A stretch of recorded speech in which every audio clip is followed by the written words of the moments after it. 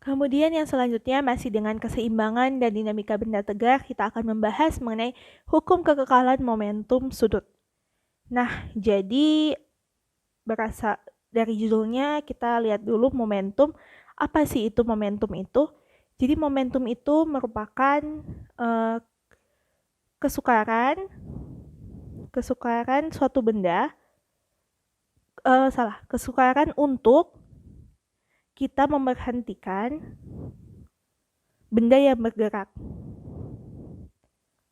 atau pergerakan suatu benda atau gerakan suatu benda. Gerakan suatu benda. Nah, pada pembelajaran sebelumnya kita juga sudah belajar mengenai momentum linear ya. Momentum linear itu momentum untuk gerak lurus. Untuk momentum gerak lurus, rumusnya apa? P sama dengan M kali V. Di mana P-nya itu sama dengan momentum linear, M itu sama dengan masanya atau berat bendanya, dan V itu sama dengan kecepatan linear.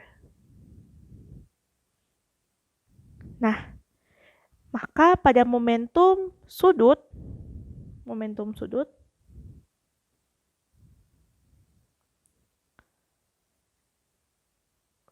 disimbolkan dengan L.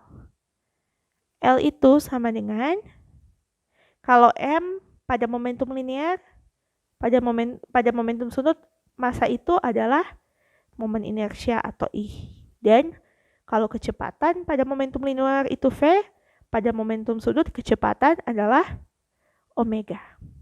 Jadi rumus untuk momentum sudut adalah L sama dengan I omega, di mana L itu sama dengan momentum sudut,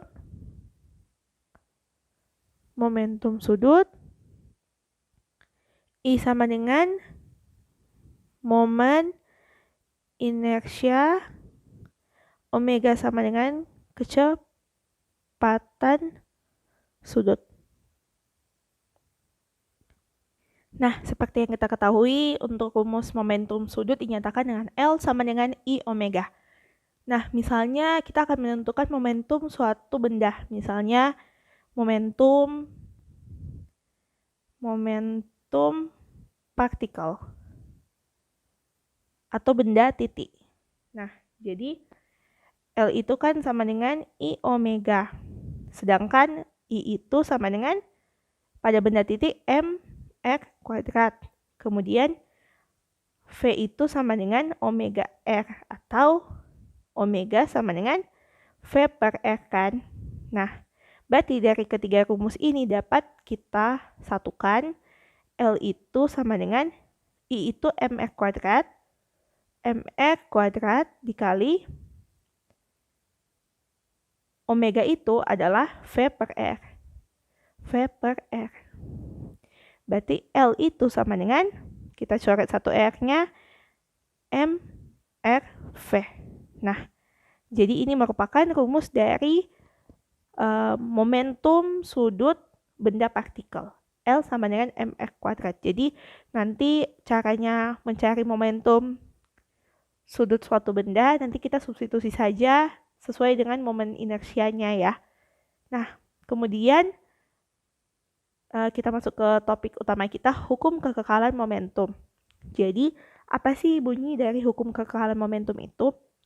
Jadi, jika pada suatu benda atau suatu sistem, itu resultan gaya, itu bunyinya resultan gaya atau sigma torsi itu sama dengan 0.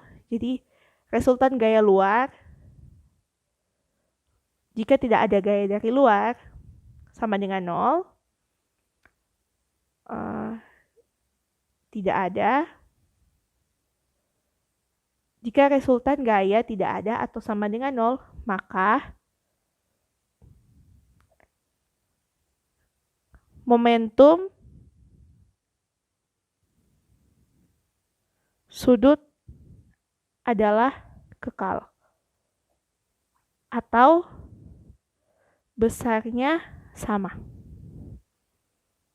Jadi momentum sudut awal sama dengan momentum sudut akhir.